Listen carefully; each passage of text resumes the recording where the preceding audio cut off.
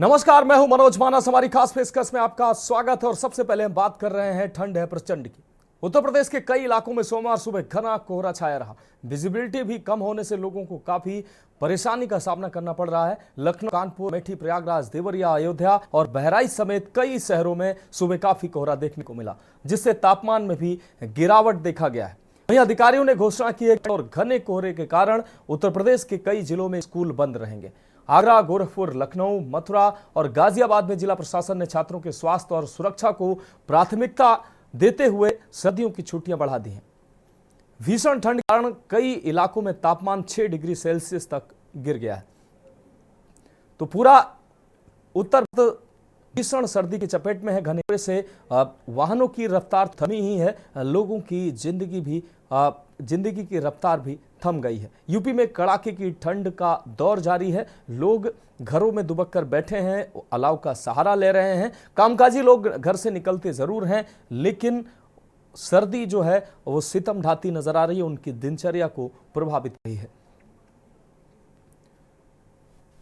तो यूपी में कड़ाके की ठंड से लोग सिहर रहे हैं। आपको बता दें कि जो जरूरी कामों से लोग घर से बाहर निकलते हैं तो उनको भीषण सर्दी का सामना करना पड़ रहा है। घने कोहरे से वाहनों की रफ्तार थम गई है। आप सड़क से लेकर रेल और वायु यातायात सभी घने कोहरे से प्रभावित नजर आ रहे हैं। कड़ाके की ठंड पूरा उत्तर भारत झेल रहा है और जो इस कड़ाके की सर्दी में जो कमजोर और गरीब लोग हैं उनके लिए जरूर मुश्किलें खड़ी हो गई हैं। हालांकि तमाम जिला प्रशासन तमाम व्यवस्थाएं कर रहे हैं, रैन बसेरों की व्यवस्थाएं कर रहे हैं ताकि सर्दियों से लोगों को राहत मिल सके। बेजुबानों के लिए भी ये सर्दी सितम बनकर नजर आ रही है, क्योंकि बेजुबान जो है काफ़ी प्रभावित हो रहे हैं इस सर्दी से। उनको छुपने के लिए जगह पर्याप्त मिल पा रही है। तो भी सर्दी का सितम जो है उत्तर भारत झेलता नजर आ रहा है। कानपुर से हमारी संवाददाता सारिका गुप्ता जुड़ी हुई हमारे साथ। सारिका, भीषण सर्दी का सितम जो है पूरा उत्तर भारत झेल रहा है। कानपुर भी इससे प्रभावित नजर आ रहा है। कानपुर में भी आवागमन अभी प्रभावित हुआ है। लोगों की सड़कों पर यातायात रफ्तार जरूर थमने के सही लोगों की दिनचर्या भी है वो भी थमती नजर आ रही है। सारिका, बिल्कुल, मैं बता दूं जिस तरीके से कानपुर शहर में 4 दिन से जो तापमान में गिरावट दर्ज हो रही है, जिसके कारण जो है वो ठंडी यहाँ के साथ साथ गलन का अब जो है शहरवासियों को एहसास हो रहा है। कहीं न कहीं बादलों के बीच में सूरज देवता छुप गए हैं और नहीं निकल पा रहे हैं, उनकी तपिश जो है लोगों तक नहीं पहुंच रही। लेकिन ऐसे में ठंड जो है वो अपना कहर जो है बरपा रही है। आज सुबह से ही एक कोहरे की चादर में शहर डूब चुका था और दिन में थोड़ा सा उजाला हुआ, उसके बाद शाम को फिर से कोहरा जो है छा गया है। और कोहरे के कारण जो घरों से बाहर निकलने वाले लोग हैं, जो वाहन चालक हैं, वो अपनी लाइटों को जलाकर घरों से बाहर निकल रहे हैं, लाइटों का प्रयोग कर रहे हैं। और उसके साथ साथ अगर जानवरों की बातचीत करी जाए तो जिस तरीके से जो इंसान है वो आग के सहारे और उन्हीं कपड़ों के सहारे को काट रहे हैं, लेकिन बेजुबान जानवर जो है वो इस ठंड में अपने आप पाते हुए दिखाई दे रहे हैं। और कानपुर चिड़ियाघर की बात करी जाए तो वहाँ पर भी जो जानवरों के बाड़े हैं वहाँ पर अलाव की व्यवस्था करी गई है। जो ब्लोअर है वो लगाए गए हैं, गर्म हीटर जो है वो लगाए गए हैं और उसके साथ जो खान पान है उन पर भी ध्यान दिया जा रहा है, क्योंकि अब जो है ना गर्म पदार्थों का ही सेवन जानवरों को भी कराया जा रहा है। और उसके साथ साथ जो लोग हैं, जो शहरवासी हैं, वो अपने आप को पूरी तरीके से कवर करके घरों से बाहर निकल रहे हैं। हाँ, निश्चित रूप से सारिका, अगर शहरवासियों के लिए प्रशासन की तरफ से अलाव वगैरह की व्यवस्था क्या की गई है? और रैन बसेरों में भी प्रशासन दावा कर रहा है कि सभी जगह रैन बसेरों की चाक चौबंद व्यवस्था की गई है ताकि जो गरीब कमजोर वर्ग के लोग हैं वो वहां पर ठहर सकें। और चौराहों पर अलाव की व्यवस्था का भी दावा सरकार ने किया है। और अब हम बात करें अगली अहम खबर की, सर्दी का सितम, मदद की जरूरत की। दरअसल खबर लखनऊ से है, जहां सोशल मीडिया पर वायरल वीडियो जरूरतमंदों को जबरदस्त ठंड से बचाव के लिए कंबल की अनुपलब्धता साबित करती है। तेजी से वायरल वीडियो में नेत्रहीन लवकुश मौर्य कहते सुनाई दे रहे हैं साफ तौर पर कि हम मौर्य हैं, हम अंधे हैं, दोनों आंखें खराब हैं, 100% अंधे हैं, हमारे कागज देख लीजिए, हमको कंबल चाहिए साहब। साथ ही उनका एक साथी भी आया था, दोनों को कंबल की जरूरत थी। आगंतुक बुजुर्ग से सामने बैठा अधिकारी सवाल का, आप दोनों लोग अंधे हैं, नेत्रहीन हैं? लवकुश कहता है बिल्कुल हाँ अंधे हैं। इस पर अधिकारी कहता है कंबल की खेप खत्म हो गई है, आने पर आपको उपलब्ध कराई जाएगी।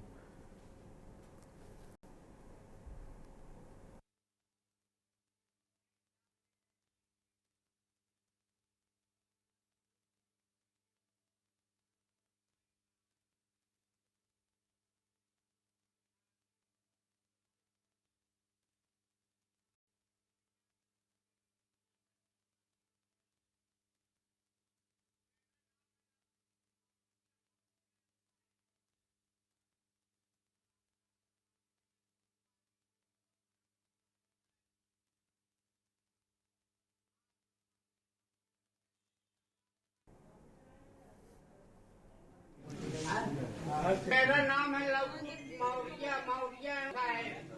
हाँ शायद हम अंधे हैं, जूठ कम्मर हमको चाहिए। बिल्कुल आप दोनों लोग अंधे हैं? हाँ दोनों अंधे, सब पठन के अंधे न। हमारे कागज देख लीजिए, अंधे के कागज है सब पठन का। तो अभी तक आपको मिला नहीं कम्बल? अभी तक हम लेने नहीं आए साहब, आप गुजारा के मारे नहीं हिम्मत पर एक ऊपर आदमी हमको कोट दिया तो पहनते हैं साहब। एक दूसरा एक कोट दिया साहब, इसीलिए पहनता हूँ। कम्बल आपकी तरफ से मिलेगा? कम्बल अब तो कोई बचे नहीं अपने यहाँ है भी। हाँ कम्बल हमारे यहाँ बढ़ गए, आए थे कम्बल बढ़ गए। दो नेत्रहीन व्यक्ति अधिकारी से कंबल मांगते नजर आ रहे हैं कि साहब कंबल की व्यवस्था करा दीजिए, भीषण सर्दी है और इस सर्दी में बचने के लिए मुझे कंबल की जरूरत है। ऐसे में अधिकारी साफ तौर पर कहते नजर आ रहे हैं कि कंबल की खेप खत्म हो गई है और जब नई खेप आएगी तो आपको कंबल मुहैया कराया जाएगा। अब सवाल यह है कि नई खेप आते आते सर्दी खत्म हो जाएगी और इन जरूरतमंदों को कंबल कब मिलेगा? हो सकता है कि साहब ने तमाम लोगों को कंबल दिया हो, तमाम ऐसे लोग हों जिनको जरूरत भी ना हो उनको भी कंबल मिल गया हो, लेकिन ये बुजुर्ग, नेत्रहीन बुजुर्ग जो हाथ जोड़कर कंबल की गुहार लगाते नजर आ रहे हैं कि हमको कंबल उपलब्ध करा दीजिए। क्या अधिकारियों के पास इतना अधिकार भी नहीं है कि इन दो नेत्रहीन व्यक्तियों को कंबल मुहैया करा सके? क्या इन अधिकारियों के पास इतने बजट खर्च करने का भी अधिकार नहीं होता है या इतनी व्यवस्था करने का अधिकार नहीं होता है कि हाथ जोड़े खड़े इन गरीब नेत्रहीनों के लिए कंबल मुहैया करा सकें? ये तौर पर सवाल खड़ा करता है। अधिकारी से गुहार लगा रहे हैं कि गरीब हूं, मैं कंबल खरीद नहीं सकता हूं, आप कंबल मुहैया करा दीजिए। और लाखों कंबल बांटने का दावा करने वाले ये प्रशासनिक अधिकारी 2 कंबल मुहैया नहीं करा सके। उनका कहना है तौर पर, आपने सुना साफ तौर पर उन्होंने कहा कि तहसीलदार महोदय कह रहे हैं कि कंबल की खेप खत्म हो गई है, जब खेप आएगी तब ये वीडियो में साफ तौर पर आवाज सुन रहा है कि उन्होंने कहा कि जब खेप आएगी तब आपको कंबल मिले। और अगली अहम खबर की बात करेंगे, सार्थक काम रेडियम टेप अभियान।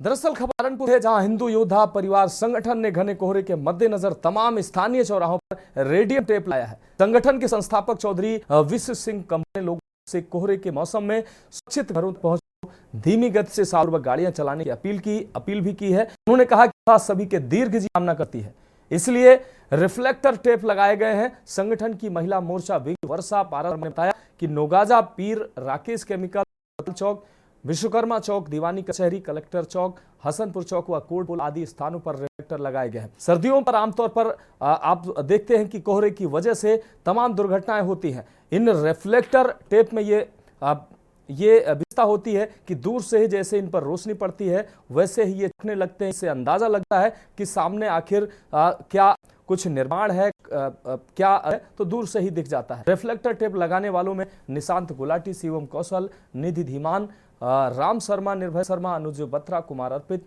सहित तमाम लोग हिंदू योद्धा शामिल थे। तो क्योंकि सीजन में ये महत्वपूर्ण काम इन लोगों का है, जिस तरीके सर्दी में ये रिफ्लेक्टर जो टेप लगाए जा रहे हैं ये लोगों को प्रदान करें, दुर्घटनाएं होंगी, ये रेडियम टेप है दूरी नजर की और उनको अंदाजा लग जाए कि सामने क्या चीज है।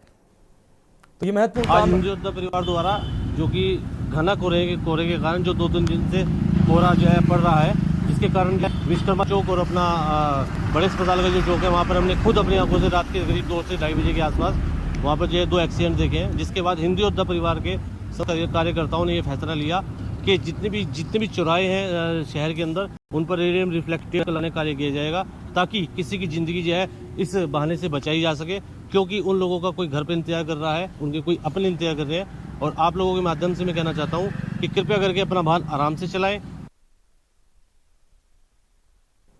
और काशिफ खान हमारे संवाददाता ज्यादा जानकारी के लिए हमारे साथ जुड़ गए हैं। काशिफ, हिंदू योद्धा परिवार संगठन की ये अनूठी पहल सामने आई है। इस संगठन के द्वारा दुर्घटना को रोकने के लिए रिफ्लेक्टर टेप लगाए चौराहों पर और प्रमुख स्थानों को चिन्हित स्थानों पर ये कार्य किया जा रहा है। क्या अहम अपडेट है इस खबर पर, क्योंकि इनके द्वारा ये बहुत ही महत्वपूर्ण काम किया जाता है। सर्दियों में विशेषकर दुर्घटनाएं होती हैं और इस रिफ्लेक्टर से दुर्घटनाएं बचेंगी। बिल्कुल मोदी जिस प्रकार से उन्होंने ये पहल की है, इससे पहले भी कई जो है कार्य इस तरह के कर चुके हैं। गर्मी में भी ये लोग करते हैं। शीतल पियाऊ जो होता है वो जो ट्रैफिक पुलिस के जो वार्डन होते हैं उनके आसपास रखते हैं, और जो जानवरों के लिए, जो गौशालाओं के लिए जो काम करते हैं वो भी एक अच्छी इसमें कार्य करता है हिंदू योद्धा परिवार। और इसी मद्देनजर इसी क्रम में इन्होंने सर्दी में, क्योंकि हमारी बात हुई जो विश्राम्बो जिसके संस्थापक है उनसे, उन्होंने साफ तौर पर बताया कि उनके सामने ही पिछले 2-3 दिनों में एक तो घटना ऐसी हुई है जो रिफ्लेक्टर के कारण जिनको डिवाइडर नहीं दिख पाए जो मुख्य चौराहे हैं वहां पर, इसलिए इन्होंने रिफ्लेक्टर टेप का जो है ये प्रबंध किया है। ये मुख्य जो चौराहे हैं सहारनपुर के उनमें ये लगाया है। तो कहीं ना कहीं एक अच्छी और अनूठी पहल है जो कार्य यातायात और परिवहन विभाग को करना चाहिए था, वो एक संगठन सामने आकर कर रहा है। जो संगठन कर रहा है वो समय समय पर कई तरह के कार्य करता है। इनका जो बताना है, इन्होंने राकेश कैमिकल चौक, देहरादून चौक, अस्पताल चौक, विश्वकर्मा चौक, कई जो मुख्य चौराहे सहारनपुर के हैं वहां पर रिफ्लेक्टिव टेप का जो है प्रबंध किया है, ये लगाई है, जिस डिवाइडर पर जो दूर से आने वाले लोग हैं कोहरे में उनको दिख जाए जो अपनी गाड़ी में, और जो बड़े वाहन है जिससे कोई बड़ी हानि ना हो, जिससे कोई बड़ा एक्सीडेंट, बड़ी दुर्घटना ना हो। जी मानस। हाँ, निश्चित रूप से काशिफ, इस तमाम जानकारी के लिए आपका बहुत शुक्रिया। तो इन लोगों के द्वारा महत्वपूर्ण काम किया जा रहा है, विभिन्न चौराहों पर, डिवाइडरों पर ये रिफ्लेक्टर लगाए जा रहे हैं ताकि दुर्घटनाओं में कमी आ सके। और अब अगली अहम खबर की बात करेंगे जम्मू कश्मीर को पीएम की सौगात की। प्रधानमंत्री नरेंद्र मोदी ने वीडियो कॉन्फ्रेंसिंग के माध्यम से नए जम्मू रेलवे डिवीजन के उद्घाटन सहित रेल से जुड़ी विभिन्न परियोजनाओं का लोकार्पण और शिलान्यास किया है। इस दौरान मोदी ने तेलंगाना में चारलापल्ली नए टर्मिनल स्टेशन का भी उद्घाटन किया और पूर्वी तटीय रेलवे के रायगढ़ रेलवे डिवीजन भवन की आधारशिला भी रखी। इस मौके पर उन्होंने कहा कि पिछले दशक में रेलवे में ऐतिहासिक परिवर्तन, रेलवे की अवसंरचना में स्पष्ट बदलाव हुआ है। उन्होंने कहा कि अब हाई स्पीड ट्रेन की मांग बढ़ रही है, समय दूर नहीं जब भारत में भी पहली बुलेट ट्रेन दौड़ेगी। वहीं आपको बता दें कि एक आधिकारिक बयान के मुताबिक जम्मू रेलवे डिवीजन के निर्माण से 742.1 किलोमीटर लंबे पठानकोट जम्मू, उधमपुर, श्रीनगर, बारामूला, भोगपुर, सिरवाल और बटाला पठानकोट और पठानकोट से जोगिंदर नगर खंडों को महत्वपूर्ण लाभ होने जा रहा है, जिससे लोगों की लंबे समय से लंबित आकांक्षा पूरी होगी और भारत के अन्य हिस्सों से संपर्क में सुधार होगा, नजदीकी आएगी, सुधार होगा। साथ ही कहा गया कि इससे रोजगार के अवसर भी पैदा होंगे, बुनियादी ढांचे का विकास होगा, पर्यटन को बढ़ावा मिलेगा और क्षेत्र के समग्र सामाजिक आर्थिक विकास को भी बल मिलेगा। तो रेलवे परियोजनाओं का लोकार्पण और शिलान्यास प्रधानमंत्री के द्वारा किया गया है। बड़ी सौगात जम्मू कश्मीर को दी गई है। पिछला एक दशक भारतीय रेलवे के ऐतिहासिक ट्रांसफॉर्मेशन का रहा है। रेलवे इंफ्रास्ट्रक्चर में एक विजिबल चेंज आया है। इससे देश की छवि बदली है और देशवासियों का मनोबल भी बढ़ा है।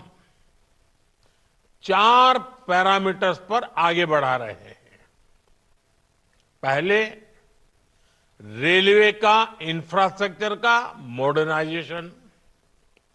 दूसरा, रेलवे के यात्रियों को आधुनिक सुविधा। तीसरा, रेलवे की देश के कोने कोने में कनेक्टिविटी। चौथा, रेलवे से रोजगार का निर्माण, उद्योगों को सपोर्ट। आज 50 से ज्यादा रूट्स पर वंदे भारत ट्रेनें चल रही हैं। तो हमारी खास पेशकश में वक्त एक ब्रेक, और ब्रेक के बाद हम बात करेंगे मेयर का मंदिर खोज अभियान। आप देख रहे हैं के न्यूज, खबरों का सारथी। ब्रेक के बाद हमारी खास पेशकश में एक बार फिर से आपका स्वागत है। हम बात करें मेयर का मंदिर खोज अभियान की। दरअसल खबर कानपुर से, जहां स्थानीय लोगों की आपत्तियों को दरकिनार कर मेयर प्रमिला पांडे ने मुस्लिम बाहुल आबादियों में बंद मंदिरों को खोजने का अभियान जारी रखा है। सोमवार सुबह मेयर भारी पुलिस फोर्स के साथ विकनगंज पहुंची। यहां उन्हें आपको बता दें, दशकों से बंद पड़े 3 जीर्ण चीर्ण मंदिर देखने को मिले। मंदिर में भगवान हनुमान की मूर्ति खंडित मिली। इसी तरह दादा मियां चौराहे के पास हीरामनपुरवा में मंदिर भी कब्जेदारी का शिकार होते मिला। यहाँ मेयर को अंदर मंदिर दिखाई दिया, जहां अर्घ्य का अवशेष दिख रहा था, लेकिन शिवलिंग गायब था। मंदिर के चारों ओर ऊंची ऊंची इमारतों का निर्माण था। यहीं पास में ही एक अन्य बंद मंदिर मिला, जहां कुछ दिन पहले हिंदू संगठनों ने साफ सफाई और पूजा अर्चना भी किया था। हालांकि यहां पुलिस पिकेट तैनात है, लेकिन मंदिर की मूर्तियां खंडित मिली हैं। मेयर ने अवैध निर्माणों की रिपोर्ट तलब की है। साथ ही मीडिया से बातचीत में कहा कि मंदिरों को सुरक्षित किया जाएगा। मेयर ने जो हीरामन पुरवा वाला पॉकेट है बेकनगंज में, वहाँ पे विजिट किया था। वहाँ करीब 3-4 मंदिर थे जो एक हाथी में बंद थे, तो उसको देखा है और नगर निगम की टीम को निर्देश दिया है उसके साफ सफाई के लिए, उसके प्रॉपर रखरखाव के लिए निर्देश दिए गए हैं। जो जर्जर स्थिति में है, क्या उनको बनाने के लिए भी कुछ आदेश हुआ है? हाँ, मेयर मैडम बात कर रही हैं अन्य प्रशासनिक अधिकारियों से जो उनका टेक केयर कर सकती हैं या उनको रिसीव करके उनका जो रिपेयर कर सकती हैं जीर्णोद्धार के लिए, तो वो अपने आगे अन्य विभागों से वो उसके लिए संपर्क में है। यह हीरामन पुरवा है। ये हमने 3 मंदिर देखा। शिवाला हनुमान जी की मूर्ति है लेकिन खंडित है, दोनों मूर्तियां खंडित है। और जहाँ शिवाला, जहाँ अगल बगल सब किराएदार लोग रह रहे हैं, वहाँ का जो अर्घा है वो फाड़ कर वहाँ रख दिया गया है। बहुत दयनीय स्थिति है। अब हम तो कर हम तो साफ सफाई कराएंगे, साफ सफाई करा के गेट लगा देंगे और हमारा कोई उसमें साफ सफाई कराएंगे तो ऊपर से आदेश होगा वो करें।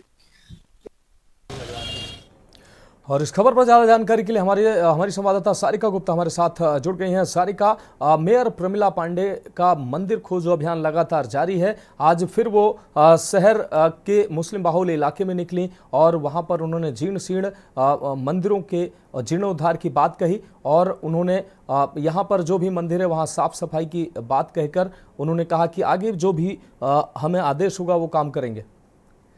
सारिका, बिल्कुल, मैं बता दूं कि कानपुर शहर की जो मेयर हैं प्रमिला पांडे, वो मंदिरों को लेकर एक मुहिम चला रही हैं और उन्होंने पहले भी जब संबल में मंदिर मिला है, इससे पहले भी एक मुहिम चलाया था जिसमें कानपुर शहर में 124 ऐसे मंदिर थे जिनको उन्होंने ढूंढ के निकाला था।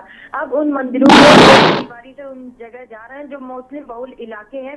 जैसे कि आज वो दादा मियां चौराहे पर हीरामन पुरवा है, वहां पर गई थी। वहां पर उन्होंने 3 मंदिर देखे हैं। मंदिरों के अंदर वो गई हैं, उन्होंने देखा कि जो मूर्तियां हैं वो पूरी तरीके से खंडित है और कहीं कहीं पर मूर्ति ही नहीं है। तो ऐसी अवस्था में उन्होंने ये आदेश दिया है कि मंदिरों का जीर्णोद्धार करा जाए, वहाँ के जो दरवाजे हैं उनको लगा दिया जाए, मूर्तियों की फिर से स्थापना करी जाए और साफ सफाई कर दी जाए। हालांकि उन्होंने ये बात कही है और कहा है कि लोग इसमें पूजा कर सकेंगे, इस स्थिति में लाया है। लेकिन अब उनका पूरी तरीके से जो जर्जर मंदिर है उनको फिर से बनाने के लिए, मूर्तियों को स्थापित करने के लिए उन्होंने शासन से एक अमाउंट देने की बात कही है। जब वो अमाउंट आ जाएगा तब वो मंदिरों का सौंदर्यीकरण और उसके साथ साथ फिर से स्थापना कराने की जो मुहिम है वो शुरू कर देगी। हालांकि अभी जो महापौर जिस तरीके से मंदिरों की साफ सफाई को लेकर और मंदिरों को ढूंढने का अभियान चला रही है वो लगातार चल रहा है। मुस्लिम बाहुल इलाके में 1 दर्जन से अधिक मंदिर है जो महापौर जहां पर पहुंची हैं और उन्होंने वहां पर मंदिरों को साफ सफाई करके अपने नगर निगम को एक हैंड ओवर कर दिया है। निश्चित रूप से सारिका, इस तमाम जानकारी के लिए आपका बहुत शुक्रिया। तो आपको बता दें मूर्ति खंडित और शिवलिंग गायब मिला है। तो प्रमिला पांडे के द्वारा लगातार शहर में मूर्तियों की खोज की जा रही है और जो मंदिर जीर्ण शीर्ण स्थिति में उनको संवारने की बात कही जा रही है। और हम अगली खबर की बात करते हैं। हरियाणवी संस्कृति प्रसार की पहल की अब बात करते हैं। केंद्रीय युवा कार्यक्रम और खेल मंत्रालय, गृह मंत्रालय के संयुक्त तत्वाधान में 8 से 13 जनवरी तक फरीदाबाद में सतयुग दर्शन इंस्टीट्यूट में कश्मीरी युवा आदान प्रदान कार्यक्रम आयोजित होगा। कार्यक्रम में जम्मू कश्मीर के 6 जिले के 132 कश्मीरी युवा शामिल होने पहुंचेंगे। कार्यक्रम का उद्देश्य कश्मीरी युवाओं को फरीदाबाद सहित हरियाणवी संस्कृति और विरासत से रूबरू कराना है। ये जानकारी नेहरू युवा केंद्र की जिला युवा अधिकारी प्रियंका मलिक ने दी है। ये रिपोर्ट देखिए। नेहरू युवा केंद्र की युवा अधिकारी प्रियंका मलिक ने बताया कि कार्यक्रम में जम्मू कश्मीर के 6 जिलों अनंतनाग, पुलवामा, बारामूला, श्रीनगर व बडगाम जिले के 132 युवा शामिल होने पहुंचे रहे हैं। यहाँ प्रवास के दौरान कश्मीरी युवा की युवतियाँ जहाँ स्थानीय रीति रिवाजों से वाकिफ होंगे, वहीं स्थानीय लोगों को उनकी संस्कृति से वाकिफ होने का मौका मिलेगा। इस दौरान विभिन्न हरियाणवी सांस्कृतिक कार्यक्रम भी प्रस्तुत किए जाएंगे। कार्यक्रम के जरिए हरियाणवी बोली, भाषा सहित खान पान और रहन सहन से भी कश्मीरी युवा सीख सकेंगे। कार्यक्रम के माध्यम से दोनों राज्यों के युवाओं में आपसी भाईचारा भी बढ़ेगा। प्रस्तावित कार्यक्रम का यही उद्देश्य है। 13 जनवरी युवा कार्यक्रम एवं खेल मंत्रालय भारत सरकार और गृह मंत्रालय भारत सरकार के सौजन्य से कश्मीरी युवा आदान प्रदान कार्यक्रम का आयोजन 8 से 13 जनवरी तक सतयुग दर्शन इंस्टीट्यूट ऑफ टेक्नोलॉजी भोपानी फरीदाबाद में आयोजित किया जा रहा है। तो उसमें कैसे इस प्रोग्राम को आप आगे बढ़ाएंगे? आप बता रहे हैं कश्मीरी जाएंगे इसमें। यह कश्मीरी युवा आदान प्रदान कार्यक्रम का मुख्य उद्देश्य हरियाणवी और फरीदाबाद की सांस्कृतिक विरासत रहन सहन से कश्मीरी युवाओं को रूबरू कराना है। यह कार्यक्रम विभिन्न सत्रों में आयोजित किया जाएगा, जिसमें कश्मीरी युवाओं को कैरियर काउंसलिंग, नशा मुक्ति, राष्ट्र निर्माण में युवाओं की भूमिका जैसे सत्रों का आयोजन किया जाएगा। यहाँ पर 132 कश्मीरी युवा कश्मीर के 6 जिलों से अनंतनाग, पुलवामा, बारामूला, श्रीनगर, बडगांव से आएंगे। सतयुग दर्शन ट्रस्ट के प्रोफेसर दीपेंद्र के मुताबिक संस्था के इस परिसर में दुनिया का पहला ध्यान कक्ष स्कूल स्थापित है। इस कार्यक्रम में शामिल होने आ रहे कश्मीरी युवाओं को ध्यान की प्रेरणा मिलेगी। उन्होंने बताया कि संस्था हमेशा से मानवता का पाठ पढ़ाती आ रही है। कश्मीरी युवा यहां पहुंचकर आध्यात्मिक ज्ञान प्राप्त कर सकेंगे, जो राष्ट्र निर्माण में सहयोगी साबित होगा। 8 जनवरी से 13 जनवरी तक ये विशेष कार्यक्रम सतयुग दर्शन ट्रस्ट के परिसर में आयोजित किया जा रहा है वसुंधरा में। और इस परिसर को ही क्यों चुना गया, मैं इसके विषय में बताना चाहूंगा कि ये ऐसा परिसर है जो अपने आप में ही आकर्षक है, अनूठा है, अद्भुत है। क्योंकि यहाँ पर जो ध्यान कक्ष विश्व का पहला स्कूल संभाव समदृष्टि का स्कूल बना हुआ है, जहाँ पर मानवता का पाठ पढ़ाया जाता है। जो युवा हमारे पास आ रहे हैं कश्मीर से, उन युवाओं को भौतिक ज्ञान के साथ साथ आत्मिक ज्ञान के प्रति भी प्रेरित किया जाएगा कि कैसे वो शांत स्वभाव के व्यक्ति बन सकते हैं और एक अच्छे युवा बने। क्योंकि युवा जो है हमारे आने वाले कल का भविष्य है। तो उस भविष्य को यदि हमने सुनहरा बना दिया, अच्छा बना दिया, उनकी नींव मजबूत कर दी, तो निश्चित रूप से जो हमारा देश है अच्छा बनेगा। और इसमें सतयुग दर्शन ट्रस्ट विगत कई वर्षों से कार्यरत है, जो कि मानवता का पाठ पूरे देश को ही नहीं अपितु पूरे विश्व को पढ़ा रहा है। निश्चित तौर से युवाओं सहित सभी को विविधतापूर्ण देश के अलग अलग राज्यों की संस्कृतियों से वाकिफ होना चाहिए। इससे बोली भाषा, खान पान और रहन सहन की विभिन्नताओं से वाकिफ होकर लोग एक दूसरे के प्रति बेहतर समझ विकसित कर सकेंगे। फरीदाबाद से के न्यूज मनोज कुमार की रिपोर्ट। तो फिलहाल हमारी खास पेशकश में अभी के लिए मेरे साथ इतना ही। मुझे दीजिए इजाजत। तो आप देखते रहिए के न्यूज इंडिया। आप देख रहे हैं के न्यूज, खबरों का सारथी।